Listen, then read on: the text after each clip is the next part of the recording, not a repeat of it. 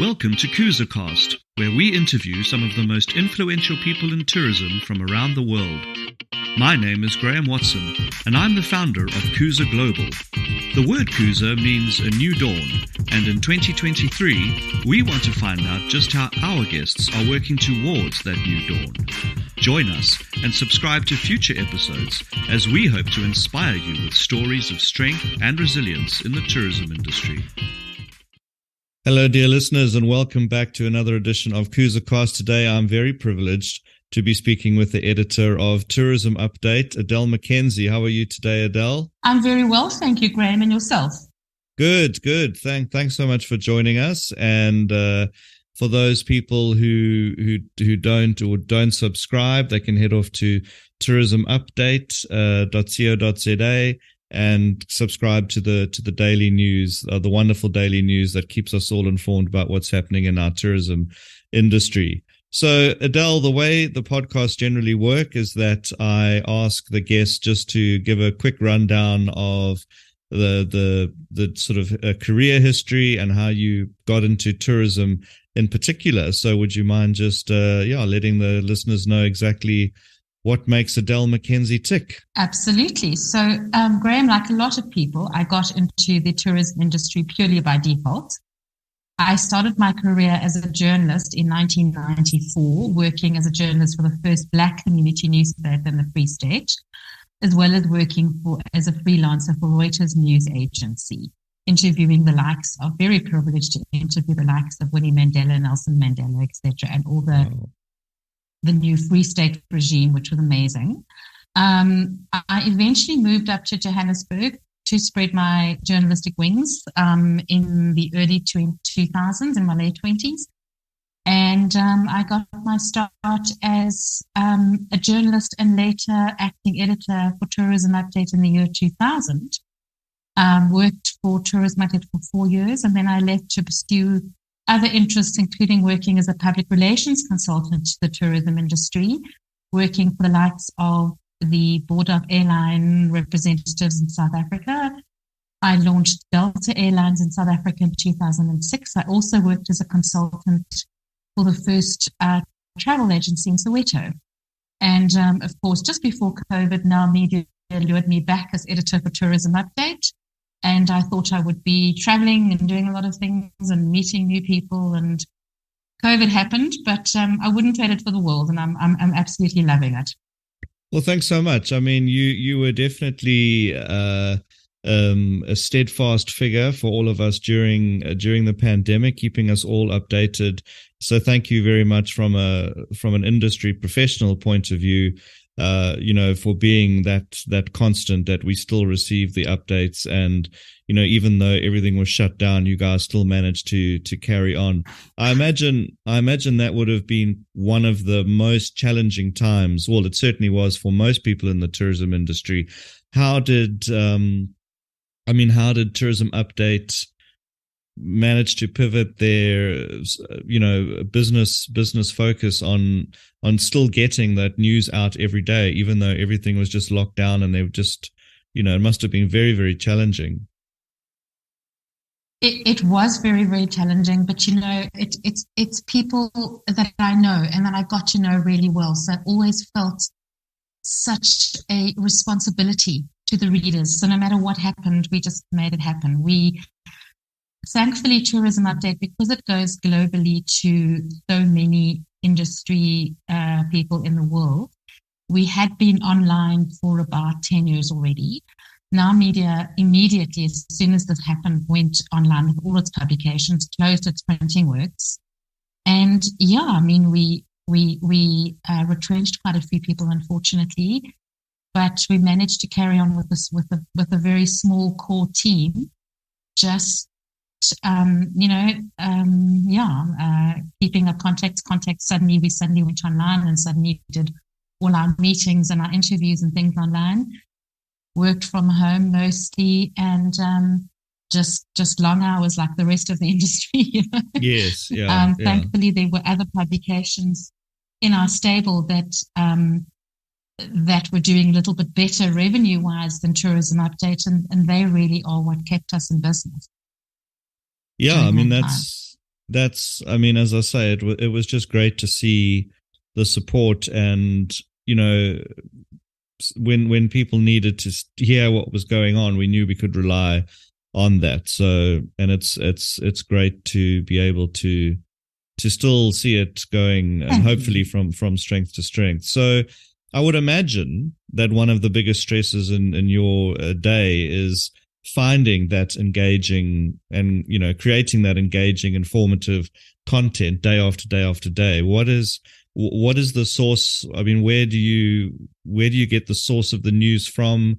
And what's the sort of day-to-day functioning at Tourism Update to make sure that you get those core news stories every single day? Well, I think like everything else in the industry, first and foremost, it's the relationships we have. We've been in the industry for over 30 years. So a lot of people will then keep us updated and informed and tell us what's going on.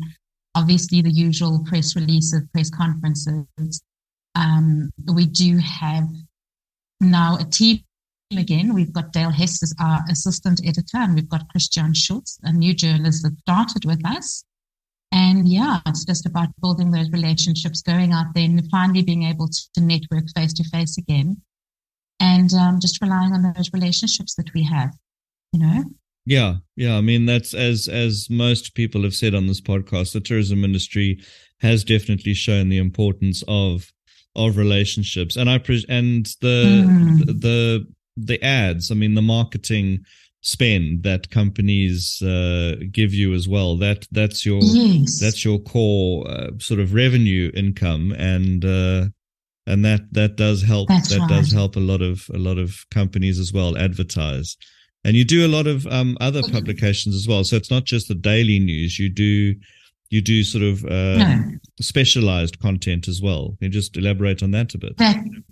That's right. Yes, we do weekly features. It was twice a month last year. We've just started doing weekly features. And yeah, just in terms of the advertising revenue, there were companies that supported us even at the height of COVID, where everyone was struggling, and we were so grateful for that. But yes, so we do weekly features with specific themes. I'm working on one at the moment, which is, we've just put out cruising. It was our first cruising feature, and I was lucky enough to go on a cruise, so that was wonderful. There's a lot. Cruising seems to be growing quite exponentially into Southern Africa. And then I'm working on a Kruger Park and Surrounds feature, which is always a popular one. So we have specific themes we're looking at going forward. We're looking at, for example, growing markets like the Indian market and the Chinese market, in terms of speaking to operators and providing insights into those markets as one of our features. And obviously, the people that would support us from a revenue perspective would be people that aim their services at those markets. We have a beach tourism feature coming up. We have, with Meetings Africa taking place at the end of the month, we've got a MICE feature coming up, which is also quite a strong one. So daily news and then the features. And every now and then we do what you do. We do some webinars, which we're hoping to also reintroduce. We had some webinars with SA Tourism pre-COVID that were very popular. So onwards and upwards, as our sub-editor always says. Yeah, well, that's exactly what everybody in the tourism industry, keeps saying. We kind of have had to do that. So there's so much controversy and everything going on. How do you? It must be, you have to obviously remain impartial and report the facts. That's got to be a bit difficult when so many people in the industry that are sort of must be feeding you their opinions. I would imagine impartiality and fact reporting is at the core of what you do, because I read most of the articles, and you certainly do hit the nail on the head there when it comes to all the uproar that sometimes can happen in the industry. Well, I appreciate that, because that essentially is, and it probably is one of the biggest challenges, is to remain balanced and fair and impartial. One of the biggest challenges for me to remain impartial was when our tourism industry was struggling, and there's business interruption insurance, and the insurers weren't paying out. And I was sitting on these webinars listening to business owners telling me that they're not surviving, and there's reasons they took this business interruption insurance. And I was ready to march up to the insurers and say to them, pay right now, . Yeah. But yes, we do try and be, the Tottenham Hotspur thing is yes. proposal is another is the latest sort of issue. And we have tried to be as fair and balanced as possible, and to show all the sides without sort of weighing in on what our concerns are. Today we have Sean van Eck. I'm sure you know him well. He's been in the marketing industry, tourism marketing industry, for 30 years. He's given us an opinion as a guest contributor, which we published today. So we do try to show. I was at that press conference, and I've never seen Themba Khumalo from SA Tourism so passionate. So there are different sides to the story, and that's what we try. That's what we try to do, is just to show all sides. And our comment section allows industry to express how they feel. And the only thing we look at there in terms of taking comments off is if they get quite personal. Otherwise, people have the opportunity to weigh in, and that also then gives industry a strong platform to be able to say, well, I completely disagree with this, and this is why, and this is how I feel. And, so we do try it. It is a fight. I know there's a few of my colleagues that have proactively sort of written into you in terms of, an opinion piece or anything like that. So I think it's important to let the listeners know that you don't necessarily have to be approached by Tourism Update. If you've got something to say, you can email yourself, Adele, I presume. Yeah. So I'll put all your email addresses in the description. We always open to that. And there are times that, there might be an opinion or something happening that we're not necessarily as aware of as the operators are on the ground. So please, we're always open to that. Yeah. No, thanks. I mean, as you know, I've said whatever you need. If there's anything major happening in the UK, I mean, no one's really talking about the Tottenham Hotspur from this side. It's more from the South African side. But yeah, more than happy to assist in keeping the ear to the ground here in the UK as well. So what is you've spoken about a lot of that. Oh, thanks. You've spoken a lot about the specials the special editions that you run. Is there anything that you are working on for the future that's particularly exciting? You've run through a few things, but is there any new developments in the Tourism Update? Anything exciting that we can look forward to in terms of future publications or new technology that's coming through or anything like that? Absolutely. Aside from the fact that I think what we're all excited about is there seems to be good recovery for the industry in general. We've got a long way to go, but there's certainly a sense of hope for recovery. There are exciting things that to have the new editorial team. We also have quite a strong sales team as well that goes out and forms relationships with the industry. Just really, we're also always open to suggestions in terms of what people would like us to cover from a features perspective as well. As the big ones, very much looking forward to Meetings Africa, it being the first, and then it being the first sort of major trade show of the year in South Africa, to showcase what Africa has to offer in terms of the mice offering. Yeah. Our assistant editor, Dale Hess, is going to be participating in his very first WTM Africa in April, which we're excited about. And we're always looking at new technologies and new ways of sort of informing the industry. We're looking at interesting things like infographics and that kind of thing. So, and more opinion pieces. We've got a great one that we're loading today from Derwald Sleeve at SATIP, really about the risks. He's identified 7 risks for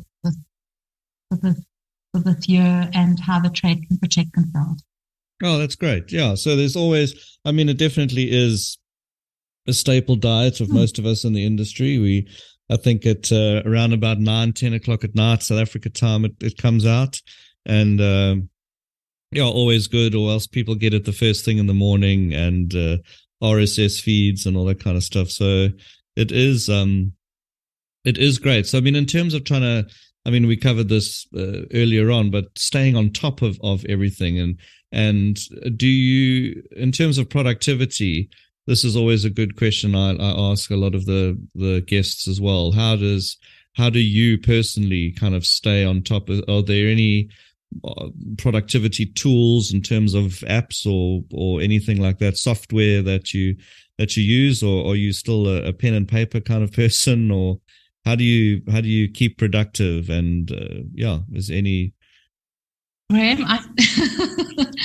I think from earlier discussions we've had, including today, I'm not the world's. A friend of mine calls me a techno peasant. Yeah. So it's still pen and paper. I'm very old school. It's still pen and paper. I'm very, I know that my colleagues are from a different generation and they have several tools that they use. But I still go to press conferences with my notebook and my pen. I'm very productive in the mornings. And I must tell you, I need quiet because I'm editing and I'm subbing and I'm writing. So mornings before 8 o'clock are usually my most productive. And then obviously afternoons sort of between 6 and 7 or 8 are also my most productive. We are a daily, so we have quite deadlines. And then the one tool that I've had to learn is Zoom and Teams and online meeting, you know. Yeah, we've all. But and it's a way to kind of keep up to date. But again, I much prefer meeting face to face. I much prefer sort of going to the conferences and going to the press conferences and talking to people. Yeah. No, it's very people that I've known for 3 years that I've yet to meet. It's very strange. It's such an interesting it's such an interesting question, because I get so many varying answers of people that, talk about the apps and then also people that you wouldn't expect are the pen and paper. So it's very, very interesting in terms, the way technology is evolving, but there is still that, you can't really beat pen and paper, can you? Because you kind of accomplish everything you need to. Absolutely. And when the technology fails us, there is always old school. There's always there's always handsets and pen and paper. Yes, No, technology has the habit of going wrong. Yeah, but it's interesting that a lot of people I've spoken to, and I think definitely something I'm trying to do as well is get that early start. I have attempted the 5 a.m. Alarm clock, and we'll see how that goes, because I do think that there's so much to accomplish before the actual workday starts.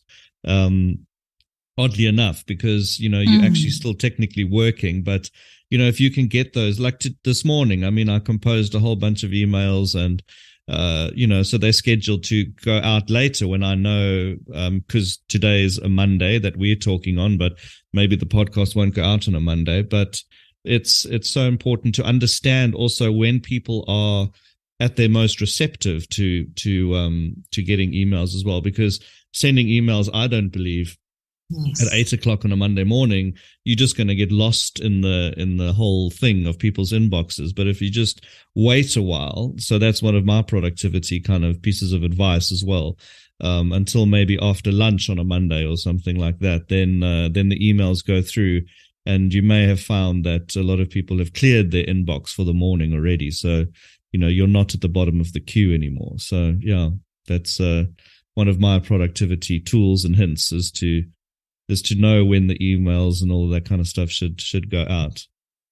Yeah, so Adele, what the last 3 years has been mayhem for everybody in the industry. It's unbelievable to think of what we've all gone through. What do you think has taught you about the industry? And I'm sure you'll agree with a lot of what other guests have said as well about just the resilience and camaraderie. But what has taught you about the people that you've met? Yeah, absolutely, and that's exactly what I wrote down in my answer. I don't know how familiar you are with the Eleanor Roosevelt quote. Where she says, women are like tea bags. You never know how strong they are until you put them in hot water. True.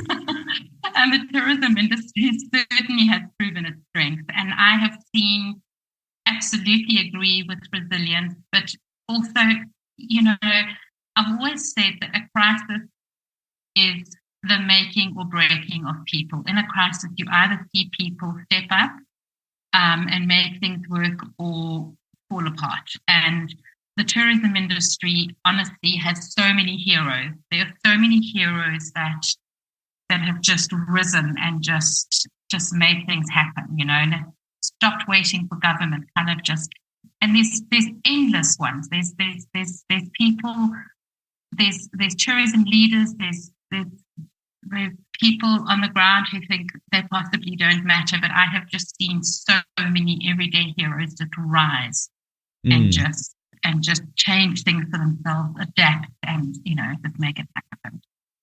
Yeah, we are a collective, but at the end of the day, everybody is individuals, and you kind of have to just do your best to stay afloat. And it's been tough because it's not like you could rely on anyone to bail you out, because no one else, everyone was in the same kind of position. So it's definitely, but now, now I see, there's just the spirit of even competitors helping each other out, which I find great, especially in my line of work, the representation, we're all, we pass leads on to each other. We recommend each other. And even though it's technically competition, it's a lovely industry to be in.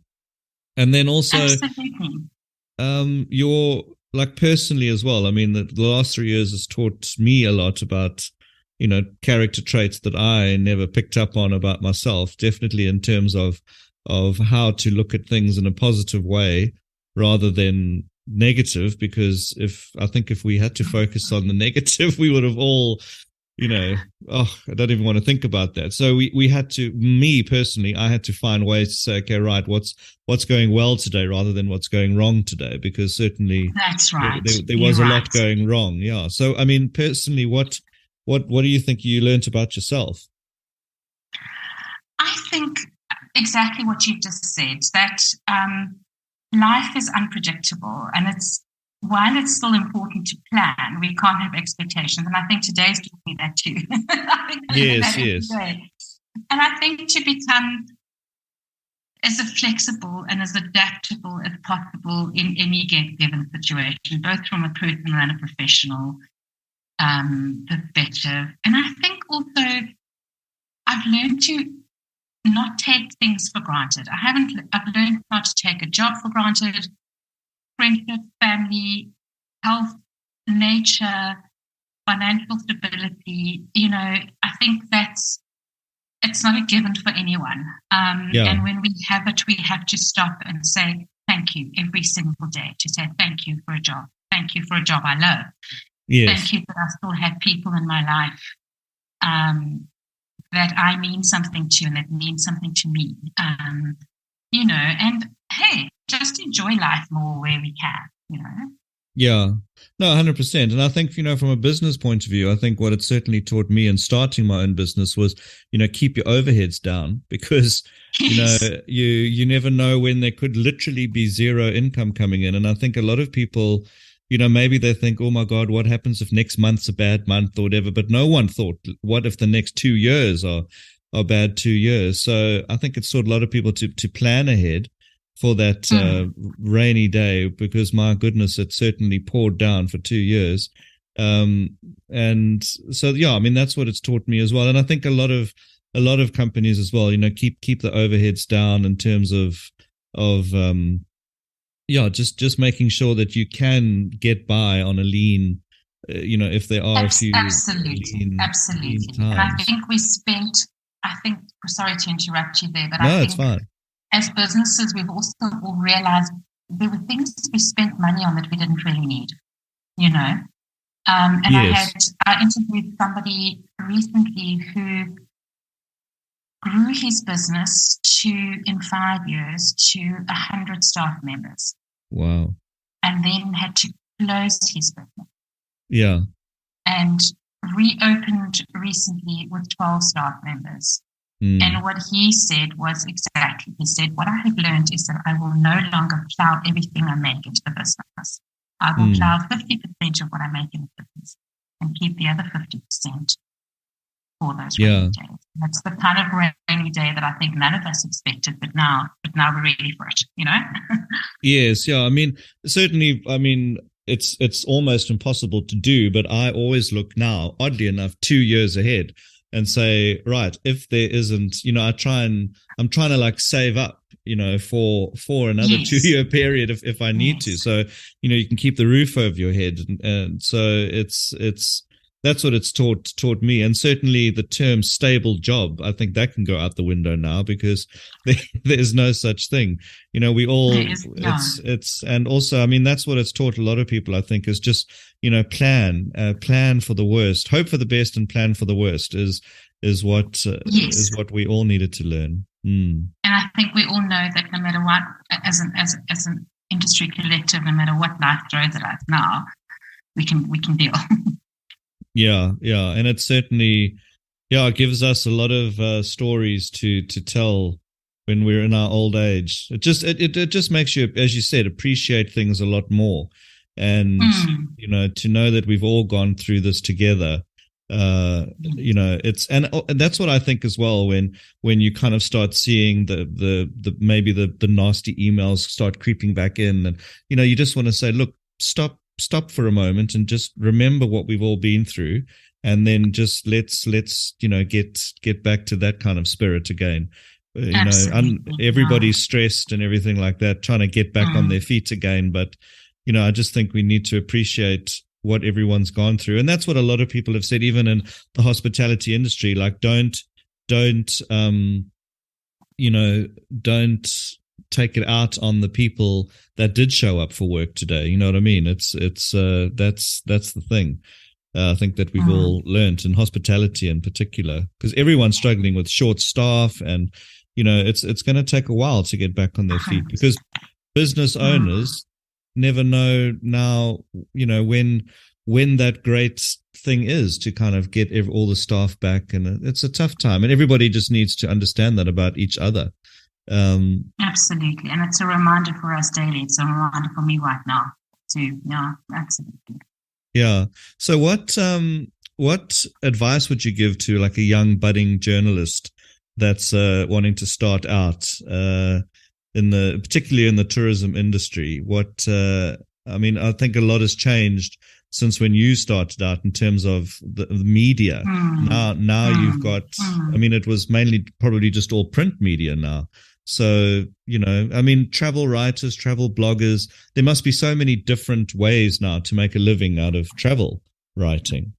Yes, very much so. And as much as the industry had to sort of adapt and sometimes change their business models, so do writers as well. And I think exactly what you were just saying is the fact that there's so much collaboration. I think we need to. I certainly say to someone who's just starting out in tourism, to network and to reach out to the more established players for support and advice. There's so much knowledge out there and so many skills that can be passed on. Tourism and even journalism by nature are social businesses, and there's so many opportunities to mix with industry players and leaders. And I think there's a willingness to reach out and say, okay, well, this is what I've learned. This is what I continue to learn every day. And to pass that on and to say, well, let me try and help you. There's, I recently went to, was privileged enough to go to the Palace of Velocity's 30th birthday. And these days, whenever there's an anniversary, a notable anniversary, I think as the industry, we all celebrate that. Yes. And I was on the bus. I took a transfer bus to the palace, and I was on the bus with a number of other journalists. And we were all talking and saying, this one was saying, you know what, if you're trying to get comment out of this government department, this is who I talk to, passing on information, passing on contacts, saying, well, try this when you need, you know what I mean? And someone, for example, was saying to me, who should I talk to? Who should I get? And I said, this is the person that will give you the best, that is accessible and available from the tourism industry to give you the comment you need. So there's, I just think, reach out and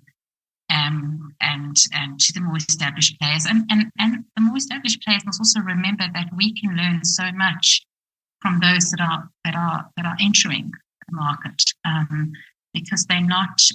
Sometimes we become complacent. Sometimes we forget what it was like to start out, and sometimes we get a little bit world weary as well. And that's why I also say we have such an amazing industry. There are so many opportunities and benefits of being in the industry. And so also just enjoy the ride, Yeah, I mean, it's interesting as the things that come second nature to us of a certain experience in the industry. It's you don't understand that someone else still has to learn that, and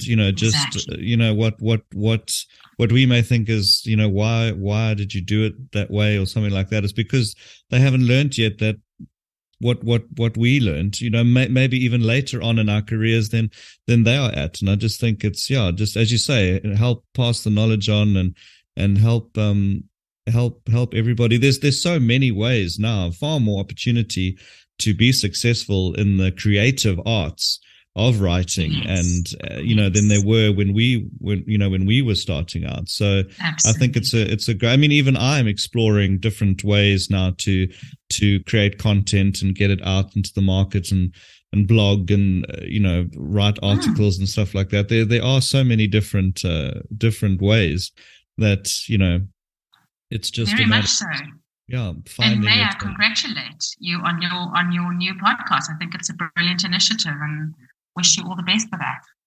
Oh, well, thank you. Yeah, I mean, it's hoping, as spread the word, and if you can think of anybody in the industry that would want to come on as a guest, please feel free to let them know that they can get in touch with me, because it's great. It's great chatting, and I think the stories are what people are relating to.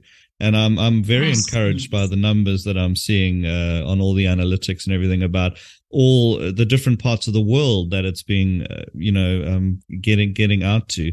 And the reason why I throw in a few questions that aren't specific industry related are because a lot of people went through so much, and that they can listen to these things, and yes, and exactly. maybe and there's so many facets to our stories, and so many different ways to get those stories out there. Yeah, and this is one of my favorite questions that I ask guests. What do you think? What would you like to see still change in the industry, from a journalistic point of view, from a tourism industry point of view? Well, we're in an interesting week again. There's going to be some cabinet reshuffling, which will be interesting to see. From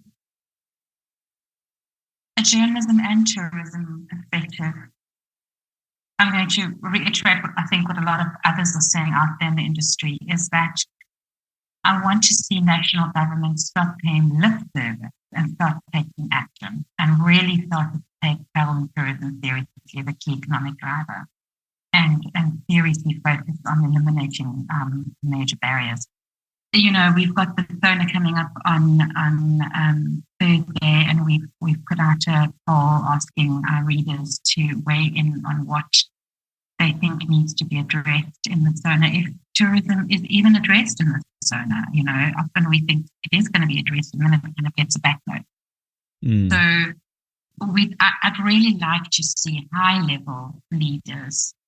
This is now government leaders, because I think that we have incredible associations and incredible tourism private sector leaders, but they need backup, you know. And I would like to see people like Ramaphosa and the tourism minister start giving that real government backing, start addressing the issues like that are holding us back, like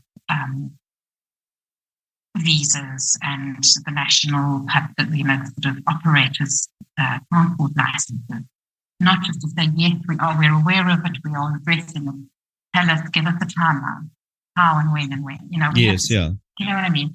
We have so much to offer in this country and our region, but in many cases we prevented from reaching our true potential because we just don't have. Yeah. I mean, and the right government backing. Yeah, it came up. You know, you and I were both in that conference in Botswana in October last year, and it's as you say, the timeline of, you know, I think everyone's gotten over the "we are aware of the issue" kind of statements, and we'll look into it, or, you know, and it's time not to say what's going to be done, but let's have a conversation about what has been done. And, you know, we all know what needs to be done. And I think it's just a matter of accountability and saying, well, you know, it's great to have all these big conferences and meetings and, you know, delegations and everything like that. But what's actually happened? What's changed from one year to the next? And absolutely, you know, absolutely. There are so many barriers. And, you know, I mean, traveling on a South African passport for many years, it's you know what visas are like, and you know, having to produce bank statements and letters of employment and this and that, and, you know, so many things just to go to Paris for the weekend or something. You know, it's quite bizarre. Absolutely. And none of us really. And and, you know, we just need, and you say the NPTR, the transport licenses, it's we need to just drive growth and all, just the barriers to entry. And I think I think it's definitely, you know, with people like Satsa championing causes a lot, and Chifiwe at the TBCSA, we do have some good vocal advocates, which is great, and you know, businesses such as yourself as well. So that's a good thing, at least. Thank you. And, you know, I will also say that there are those that are part of government entities that do work really hard and are really willing. They just also can't always push these things through because there's red tape. There's other government departments that aren't working as fast as they need to, you know. So absolutely. That's a complex thing. One of the biggest things, obviously, we were talking about it at the Tourism Grading Council conference on Wednesday as well, is that it's not just, we don't just have tourism decision makers. We have decision makers in other spheres of government, from local government to provincial government to national government. But we're reliant on home affairs, we're reliant on transport, you know, and that can sometimes, I know they spoke about at the TBCSA conference, which preceded the Botswana conference, was that there should perhaps be some, you know, super ministries that can push these things through rather than waiting for other governments. That would be nice. Yeah. Oh, look, you know, I think government red tape isn't unique to Southern Africa. It's are a lot of things that I think many industries just need to happen. But I think with the job creation ability of the tourism industry, I think it does need that extra focus, as we all know. There's so many small businesses that could thrive if there was just more just I don't know. Let's hope that it there's many opinions, and I think it's many different sometimes too many cooks spoil the broth, or whatever the saying is. So we just need that good direction, good leadership, and I think everything will come right in the end. Yeah. Very much so, very much. And I still have hope. I really do. I really do. I believe in our country, and I believe in what we can achieve together. Yeah. Yeah, I mean, there's you look at Australia, and you just think there's so many other countries that are doing so well with tourism, and we just need to we've got everything we need, the wildlife and the beautiful scenery and the fantastic people and the different cultures. Everything is there. We just need to hone in on, it's a very infant tourism industry when you think about it. I mean, all these other countries, tourism's, probably 100 years old, whereas ours really is only about 30. So, that's right. It's, look, I think, look, it's certainly come a long way, got a long way to go. And I think with the right people guiding the ship, it'll be a bright future for us all. Very much so. Adele, thank you so much. I'll let you get back to your day now. And it's been such a pleasure chatting to you.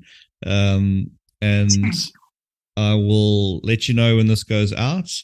And hopefully we'll get a few more listeners, and a lot of people can hear what you have to say. And I'll put all the links to tourismupdate.co.za in the description. Those businesses that want to advertise and also subscribe to the publication and see what else is going on, all the information will be there. So, yeah, no problem at all, Adele. Thanks so much, and we'll catch up again soon, hopefully in person. Sounds good. Take care, Graham. Ciao, Adele. Thanks a lot. Bye. Thanks for tuning into KuzaCast, where we explore the world of tourism with leaders from all corners of the globe. Join me, Graham Watson, for future episodes as we dive into the latest trends and insights from the industry. Don't forget to subscribe and leave a rating, and we'll see you next time on KuzaCast.